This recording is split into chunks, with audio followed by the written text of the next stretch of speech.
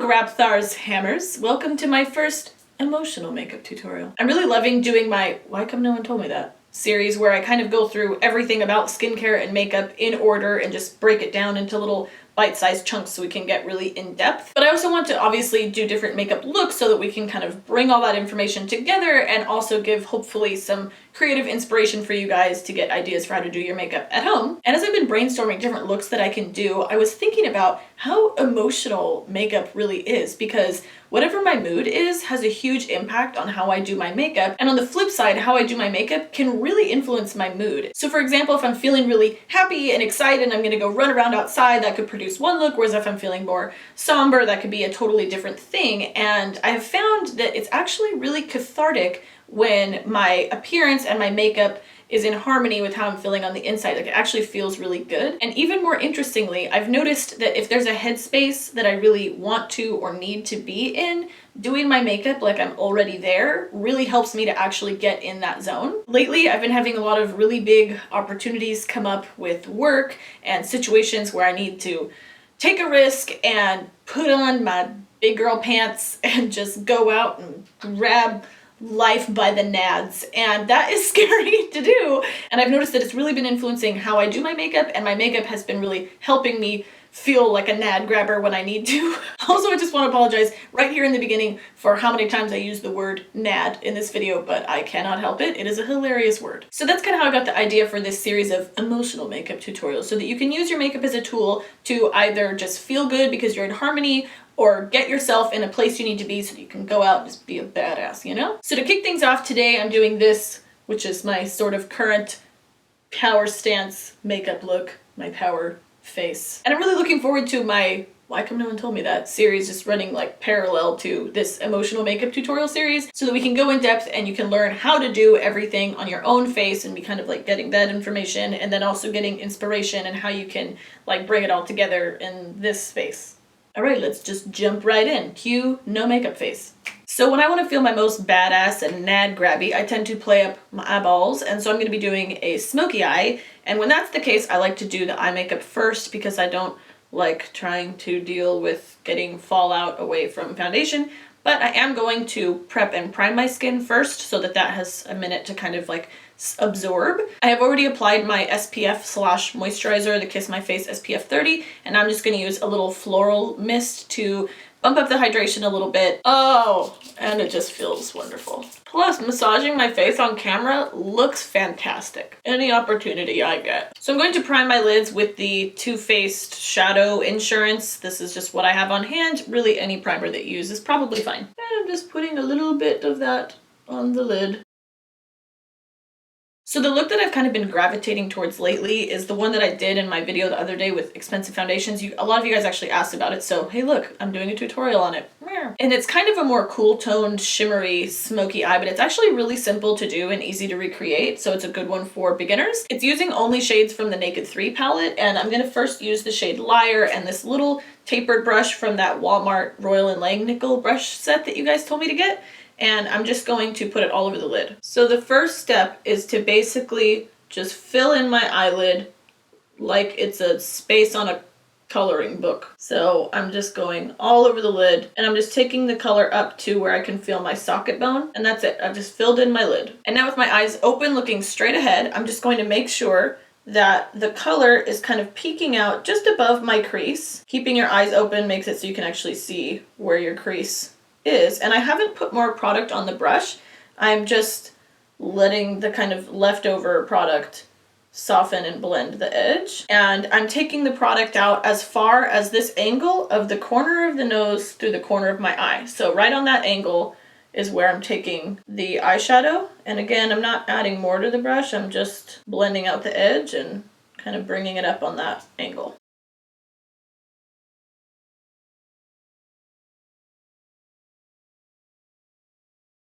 And now using just a small detail brush, I'm going to take that same color and I'm going to apply it to the lower lash line. And I'm going to go from kind of the lowest point of my lower lash line straight out and then connect the color up to the eyeshadow on the top lid. So now I'm going to take the shade Black Heart, which is like a shimmery purpley color that I've kind of been digging lately, and this same little detail brush. and I'm going to just smudge it into the lash line.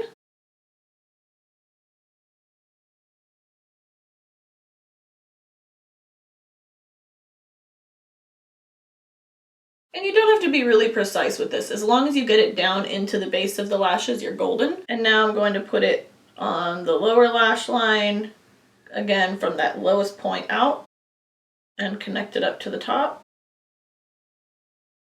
One thing to keep in mind when you are applying darker shadows along the lash line, and this is also true of eyeliner, is that you can kind of also lift your eye by paying attention to the highest point of your upper lash line and gradually thickening your shadow or your liner from that point out. So you don't have to be super precise, like I said, with this, but I am sort of like pressing it into the lashes, but I'm having it be thinner from the highest point of my upper lash line in, and then I'm thickening it so that it's lifting from that highest point out.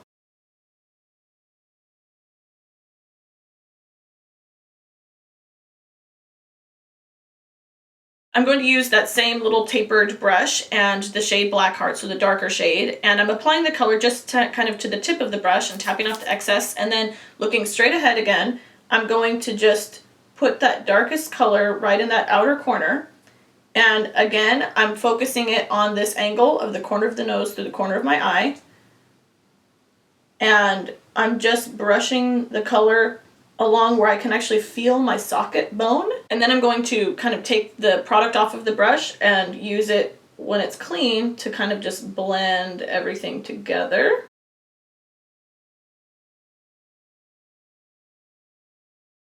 So the end result is that the color goes on this angle of the corner of the nose through the corner of the eye. It peaks out right around where you can feel your actual eye socket bone. And it's going to also kind of concentrate from that highest point of my upper lash line up and out, so where it kind of meets that angle. So it's almost like a triangle going like this. And I'm just smudging it all around. So I've just placed the product along that angle and where I can feel my socket bone, which is kind of right above my crease. Cleaned off my brush, and now I'm just blending it out. And of course, use your judgment if you go, oh, I need a little bit more in one spot, especially if you have hooded eyes. Like when you close your eye, you'll kind of see there's like a space right there. You can go in and fill that in a little bit. So that's basically it for the eyeshadow. I will add a little bit of a highlight on the inner corner once I put on my foundation and everything. Now I'm going to do the liner, which is going to be the MAC Paint Pot in Blackground, which is kind of like a charcoaly black with a little bit of pearl in it. And I've cleaned off this same little brush, which I really like actually. It's a random Sedona lace brush, the EB21. I really like this one. And just like how I did that darker eyeshadow, I'm just smudging it into the lash line, but I'm just not being as thick with it. But still, precision is not super important because it's all kind of smoky and blending into each other. Cleaning off the brush a little bit and just blending the edge. A really good drinking game for if you want to get alcohol poisoning would be to take a shot every time I say softening the edge. And now I'm going to go to the lower lash line and I'm going to fill in this waterline from kind of the outer half of my eyeball out and blend it into just beneath the lashes and connect it up to the top.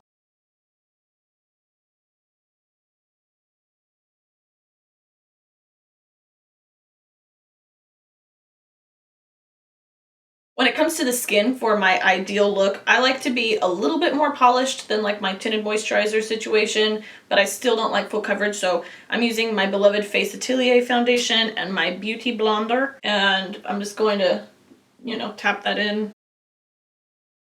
My beauty blender is about to die. The tip is broken. Concentrating most of the color where I have discoloration, and then just kind of fading out to the areas where my skin is more clear.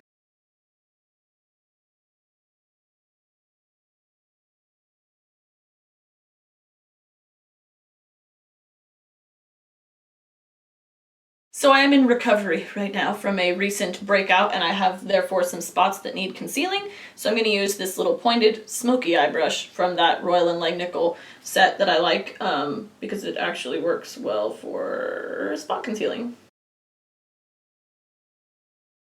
And I'm using the Kevin Aucoin Sensual Skin Enhancer, which I like because I do feel that my skin is very sensual, and it definitely feels enhanced by this product.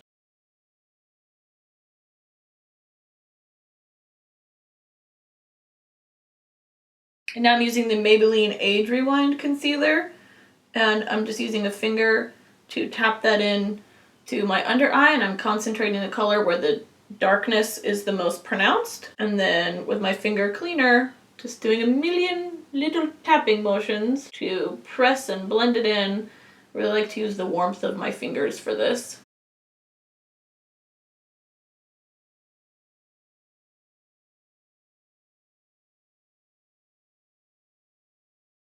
So obviously everybody's priorities for their ultimate I feel awesome makeup are going to differ, but one thing that is huge for me is bronzer, because I am someone who naturally tans, but because of the whole the sun is bad for you, always wear sunscreen thing, I look like a jaundiced fetus when I don't have bronzer on. Pretty much across the board, I prefer creams and liquids to powders for any kind of makeup product, really. I just think they look more like skin. I like the feel of them more. I think they're easier to blend, but there are also not as many options, admittedly. But one of my recent favorite products is the Milk Makeup Matte Bronzer in the shade Baked, and Caspian was nice enough to stab it with a tweezer, so it's a little bit, it's got some battle wounds from living in my house. But I'm just going to apply this anywhere the sun naturally hits my face, which is going to be my cheekbones, my nose, and my forehead. Someone pointed out to me the other day that it's like a masquerade mask, and I was like, yes, just put your bronzer on like as if you were the Phantom of the Opera, but not asymmetrical. And if it seems like I'm using a lot of this, that's because I am, because I have found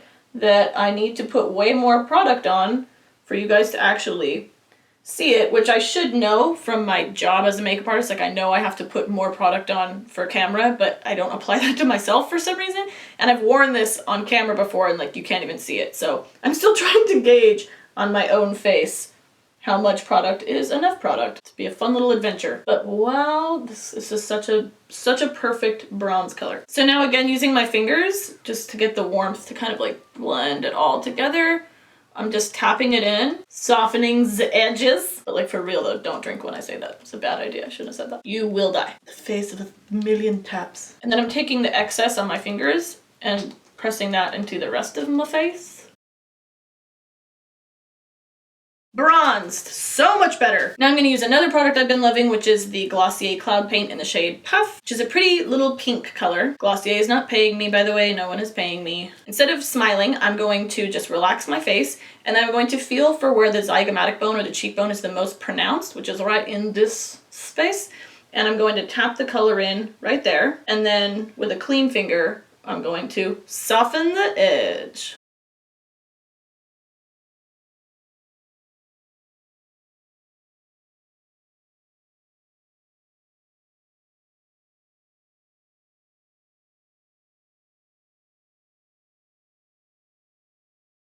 Now I'm going to highlight with the DIY highlighting drops in the Ivory Lace shade, which is kind of just a pretty champagne color. And these bad boys are intense, so I'm going to use my finger and I'm just going to touch it onto the highest point of my cheekbone and up kind of into the space above my brow and kind of in my brow. And just press and blend, yo. Press and blend all day or day.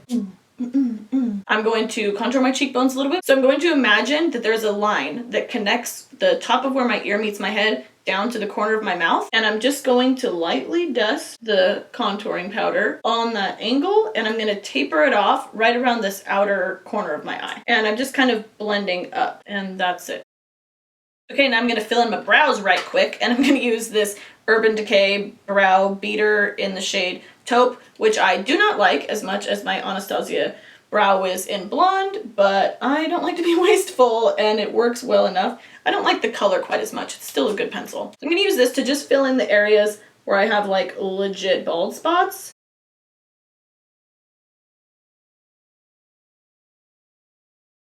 I'm just going to finish off my brows with the Glossier Boy Brow in the shade Blonde, which is almost empty, the true sign of me liking a product. And I just like to do this to, one, hold my brows in place, and two, add a little fullness. And I'm just brushing that throughout, and I'm going up and out with my hairs, and then I'm kind of just going across the top to brush down those little brows that peak up so high that they make me look like the Grinch. Okay, how do we feel? I feel pretty good. I think that was really intimidating. I think when I did that, the universe went, oh no, not my nads. I don't know if this analogy really works though, because I definitely feel like I'm on the same team as the universe, like it's helping me with things. So does that mean that like it wants me to grab its nads, like it's into it? Because I just feel like that makes it a whole weird thing. I kind of regret it. So I'm going to finish off my eye makeup, and I'm going to use the back end of this brush from that little Walmart set and the color Trick, which is a pretty rose gold. And I'm going to put that on the kind of inner half of my lower lash line and just a little bit around the tear duct. And I will curl my lashes, which, by the way, I realized while editing a video the other day, looks terrifying the way I do it on camera. So I just wanted to clarify this process a little bit. It looks like I'm curling my lashes and yanking them out of my face and stabbing myself in the eye with the curler, which is not what's happening. What I'm doing is I'm putting my lash curler right in the base of my lashes, and I'm just doing little pumps. Little pump, pump, pump it up, right? And then when I release, I go up a little bit, and then I just pump some more. Just pump, pump, pump some more. And then I release, and I go up, and I just pump, pump it, pump it. Yeah, boy. And by doing that, I'm actually curling my lash and not just making them like stick straight up. So it looks more natural and it also lasts better. But it's very gentle, and I'm only moving my lash curler when I'm not clamped down on my lashes. And I apologize for whatever psychological trauma I caused in my last video when I was doing this with no explanation. And now I'm going to use the Covergirl Lashblast Volume Mascara, which I really like. And I'm just making sure that I press that down into the base of my lashes.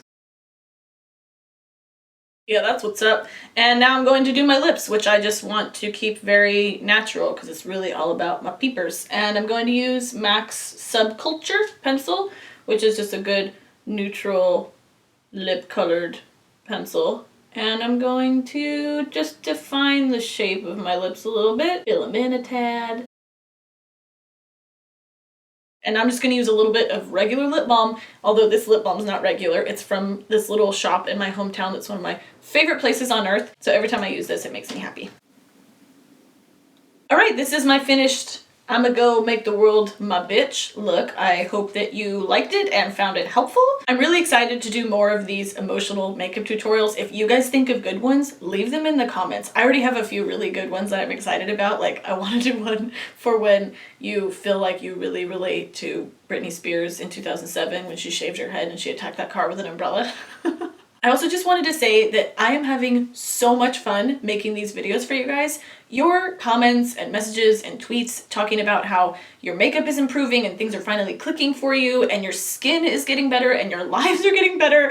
It's just got me so fired up. I set a goal recently that I'm kind of in a race with myself to see how quickly I can get to 100,000 subscribers. I'm at about 20,000 right now. I really just want to have this big like makeup education revolution where every lady and gentleman that wears makeup feels as confident and badass as they are when they put makeup on. So anyway, thanks so much for watching this video. Don't forget to follow me on Snapchat, Instagram, and Twitter at Kiki Makeup, and subscribe to this channel if you are not already subscribed, or else I regret to inform you, you will be cursed with a curse that makes it so every YouTube video you watch has the sound of dial-up internet in the background of the audio, and if you're a baby child, the sound of dial-up internet is something like and you don't want that, so just subscribe. All right, I'll see you guys in a couple of days. Goodbye.